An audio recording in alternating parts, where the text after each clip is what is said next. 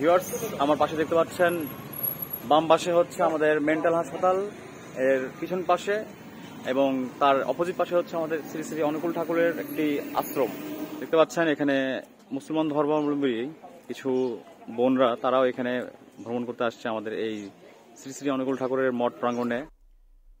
অনুকূলচন্দ্র চক্রবর্তী, যিনি ঠাকুর অনুকূলচন্দ্র নামেও পরিচিত, তিনি জন্মগ্রহণ করেন 14 সেপ্টেম্বর 1888 খ্রিস্টাব্দে এবং মৃত্যুবরণ করেন 26 জানুয়ারি 1969 সালে। তিনি ছিলেন একজন বাঙালি ধর্মগুরু। অনুকূলচন্দ্র সৎসঙ্গ নামক সংগঠনের প্রবর্তক। তিনি ব্রিটিশ ভারতের বঙ্গপ্রদেশের পাবনা জেলার হিমায়তপুরে জন্মগ্রহণ করেন, যা বর্তমানে বাংলাদেশের অন্তর্গত। ঝাড়খণ্ডের দেওঘরে তিনি মৃত্যুবরণ করেন। এটা হচ্ছে অনুকূল ঠাকুরের আশ্রম, শ্রী মন্দির প্রাঙ্গণ। এটা একটা বিশাল একটা এরিয়া। এখানে অনুকূল ঠাকুরের বিভিন্ন বাণী দেওয়া আছে, আপনারা একটু দেখতে পারেন। এখানে লেখা আছে, শ্রী শ্রী অনুকূল ঠাকুর তার জন্মস্থান হিমায়তপুরে অবস্থানকালে সত্যদার প্রশ্নের উত্তরে বললেন, ইষ্টভৃতির টাকা যে কোথায় পাঠাতে হবে আমি তা স্পষ্ট করে লিখে দিয়েছি, অপরের উল্টো কথায় কান দেয় কেন। শ্রী শ্রী অনুকূল ঠাকুর এভাবে বিভিন্ন রকম তিনি বাণী প্রদান করে গেছেন। আমরা ভিডিওর মাধ্যমে আপনাদেরকে তুলে ধরার চেষ্টা করব। দেখুন, এটা হচ্ছে পাবনা জেলার অনুকূল ঠাকুরের একটি আশ্রম। এখানে বিশাল নিদর্শন রয়েছে এই অনুকূল ঠাকুরের আশ্রম বা মঠে। বিভিন্ন দর্শনার্থী তারা পাবনাতে আসলেই এই অনুকূল ঠাকুরের মঠ অবশ্যই তারা দর্শন করে। এখানে দেখুন, শ্রী শ্রী পুরুষোত্তম জনক মহাত্মা শ্রী শিবচন্দ্র ও জননী মনমোহনী দেবীর 144তম শুভ পরিণয় দিবসের একটি চিত্র আপনারা দেখতে পাচ্ছেন। আমরা দেখতে পাচ্ছি এখানে একটি বিশাল একটি আবাসিক ভবন মনে হচ্ছে। এটা সৌন্দর্য একটা কারুকার্য এখানে দেখা যাচ্ছে, আপনারা দেখতে পাবেন। আমরা চেষ্টা করব আপনাদেরকে সেটা ফুটিয়ে তোলার জন্য। অসম্ভব সুন্দর একটি শিল্প তার শিল্পকলার মাধ্যমে ফুটিয়ে তুলেছে।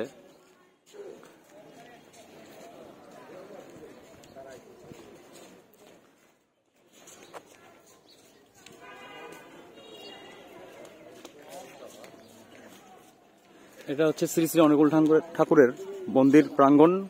আমরা পরবর্তীতে ঢুকতেছি ভিতরে, আমরা বাহিরের চিত্র আগে আপনাদেরকে দেখাই।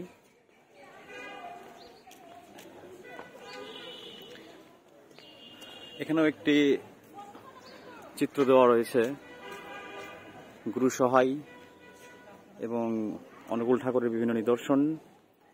নিত্য আশীর্বাদিকা মা তোমার মা, ব্রজগোপাল দত্তরায় প্রণীত জীবনী গ্রন্থ পুরুষোত্তম জননী মোহিনী দেবী, পৃষ্ঠা 233-এর এইসব বাণী উল্লেখ আছে। আপনারা দেখতে পাচ্ছেন এটাও একটা মন্দির প্রাঙ্গণ। এখানে ভক্তবৃন্দ তারা বিভিন্ন মনোবাসনা নিয়ে তারা এখানে প্রার্থনা করতে আসে। এটা হচ্ছে যে পিতৃ ও মাতৃ সমাধি মন্দির। ভক্তবৃন্দরা তার গুরুজির আশীর্বাদের জন্য অনুকূল ঠাকুরের এখানে অনুকূল ঠাকুরকে তারা এখানে দণ্ডবোধ করতে এখানে জমা হয়। সুন্দর একটি কলা চিত্র নিদর্শন দিয়ে ফুটিয়ে তুলেছে এই মন্দিরের প্রাঙ্গণটি এবং মন্দিরের নিদর্শন চিত্রটি আপনারা দেখতে পাচ্ছেন।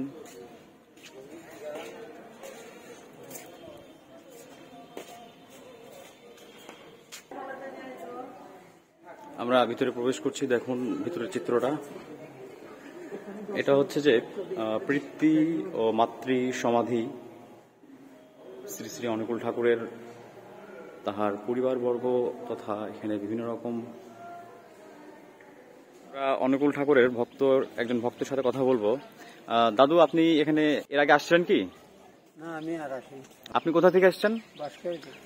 আচ্ছা, এটা কোথায়? এটা মানে জেলার নাম কি? চট্টগ্রাম থেকে আসছেন আপনি? আচ্ছা আচ্ছা আচ্ছা। আপনারা এই মন্দির দর্শন করার জন্য এখানে আসছেন অত দূর থেকে? আচ্ছা, ঠিক আছে, ধন্যবাদ। আমার পিছনে যে বিল্ডিংটি দেখতে পাচ্ছেন এটা হচ্ছে যে অতিথি ভবন।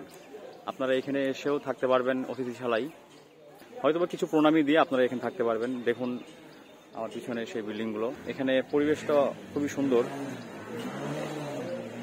এখন প্রবেশ করব শ্রী শ্রী অনুকূল ঠাকুরের মেইন মন্দির প্রাঙ্গণে। আজকে ফ্রাইডে, সেজন্য আজকে মোটামুটি অনেক ভিড় মন্দির প্রাঙ্গণে, প্রচুর দর্শনার্থী আসছে। আপনারা দেখতে পেলেন যে চট্টগ্রাম থেকেও এখানে আসছে শ্রী শ্রী অনুকূল ঠাকুরের মন্দির এবং মঠ দর্শন করতে। আমরা এখন ভিতরে প্রবেশ করব, চলুন ভিতরের।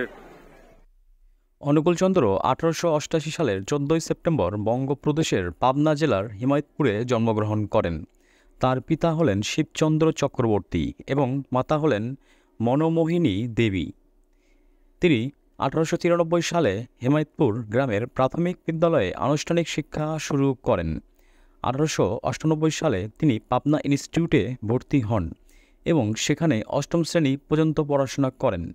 তিনি অমিতাবাদের রায়পুর উচ্চ বিদ্যালয়ে অল্প সময়ের জন্য পড়েন এবং তারপর পশ্চিমবঙ্গের 24 পরগনার নৈহাটি উচ্চ বিদ্যালয়ে 1905 সালে পড়াশোনা করেন। পরে তিনি কলকাতার ন্যাশনাল মেডিকেল স্কুলে ভর্তি হন এবং সেখানে হোমিওপ্যাথিতে ডিগ্রি অর্জন করে। অনুকূলচন্দ্র দেওঘরে তপোবন বিদ্যালয়, দাতব্য চিকিৎসালয়, ইঞ্জিনিয়ারিং ওয়ার্কশপ, পাবলিশিং হাউস, ছাপাখানা ইত্যাদি প্রতিষ্ঠা করেছিলেন।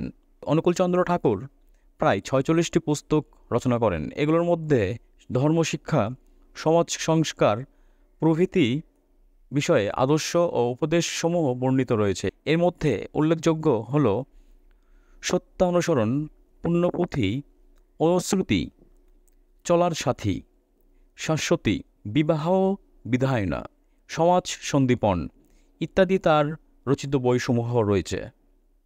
অনুকূল ঠাকুরের শেষ জীবন। ঠাকুর অনুকূলচন্দ্রের আধ্যাত্মিক প্রেরণায় উদ্বুদ্ধ হয়ে দলে দলে মানুষ এসে তার শিষ্যত্ব গ্রহণ করে। শরৎচন্দ্র চট্টোপাধ্যায়, নেতাজি সুভাষচন্দ্র বসু, মহাত্মা গান্ধী, লাল বাহাদুর শাস্ত্রী, গুলজারির লাল নন্দা এই সৎসঙ্গের কর্মকাণ্ড দর্শন করে ভূয়সী প্রশংসা করেন। 1969 সনের 27 জানুয়ারি তারিখের 81 বছর বয়সে তার প্রতিষ্ঠিত আশ্রম ভারতের বিহারে দেওঘরে ঠাকুর দেহ ত্যাগ করেন।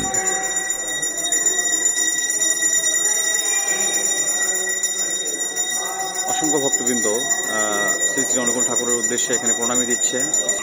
ভিউয়ার্স, আপনারা দেখতে পাচ্ছেন এই অনুকূল ঠাকুরে ধর্ম বর্ণ নির্বিশেষে সবাই এখানে ভ্রমণ করে।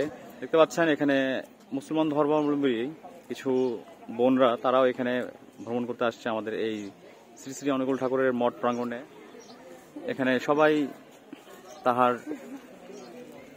কোনো ভেদাভেদ নাই এই মন্দির প্রাঙ্গণে। আপনারা এই পাশে দেখতে পাচ্ছেন, এটা হচ্ছে যে একটি টিন শেডের ঘর। এখানে প্রায় এখানকার যারা সাধু সন্ন্যাসীরা এবং কর্মীরা তারা এখানে রাত্রি যাপন করে, অর্থাৎ বসবাস করে। আর এটা হচ্ছে যে অতিথিবাস, তার মানে আপনারা যদি এখানে এসে থাকতে চান তাহলে আপনাদেরকে এখানে এসে বিভিন্ন ফর্মালিটি পালন করে আপনাকে এখানে থাকতে হবে। আর এটা হচ্ছে যে কর্মী নিবাস, যারা এখানকার দায়িত্বে আছে এবং যারা এখানকার কাজকর্ম করে তাদের জন্য এটা হচ্ছে থাকার জায়গা।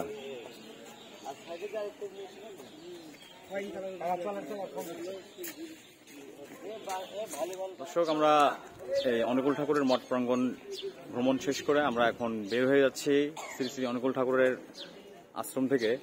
আশ্রমটি অসম্ভব সুন্দর লাগলো আমাদেরকে।